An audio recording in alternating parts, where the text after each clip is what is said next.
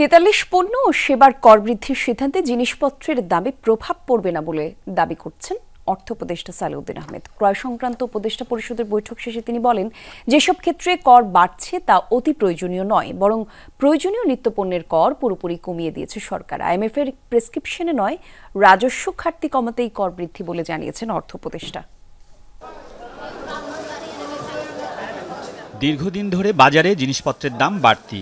এই অবস্থায় 43 পণ্য ও সেবার কর 15% বাড়ানোর সিদ্ধান্ত নিয়েছে উপদেষ্টা পরিষদ। এতে অতি প্রয়োজনীয় নিত্যপণ্যের দামে প্রভাব পড়বে না বলে দাবি অর্থ উপদেষ্টার।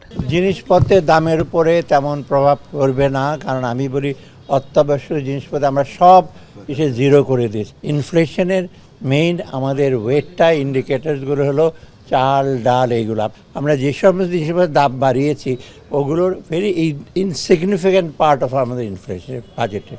উপদেষ্টা বলেন, কর বৃদ্ধি নিয়ে বিতর্ক অহেতুক, সরকারের সিদ্ধান্ত যৌক্তিক। রেস্টুরেন্টের দাম বাড়িয়েছি 3 তারকার উপরে যে রেস্টুরেন্টগুলো, কেউ যদি আপনার একটা ফিক্সড এমন টাকা খেতে হবে, 10 টাকা যোগ হবে, আমার এটা কোনো মনোবেদনার কারণ হওয়া উচিত। যারা বিমানে চড়ে তারা 200 টাকা বেশি দিতে পারবে না বলে মনে হয় না। যার টার্নওভার 50 লাখ টাকার উপরে তারাই খালি এটার মধ্যে আসবে, আর অন্য কোনো ব্যবসাতে এটার মধ্যে আসছে না। নেপাল ধরেন, ভুটান, এত লো ট্যাক্স কোথাও নাই। কিছু পণ্যের করে বড় ছাড় ও রাজস্ব ঘাটতি মেটাতে নতুন করে কর বৃদ্ধির সিদ্ধান্ত হয়েছে বলে দাবি করেছেন অর্থ উপদেষ্টা। যে ছাড় দিয়েছে এগুলো ক্যালকুলেট করলে কয়েক হাজার কোটি টাকা ছাড় দেওয়া হয়েছে। আবার আমাদের রাজস্ব গ্যাপ এত বেশি, আমি তো আর বড় করে বা ডেফিসিট ফাইন্যান্সিং করে তো আমরা যেতে পারবো না।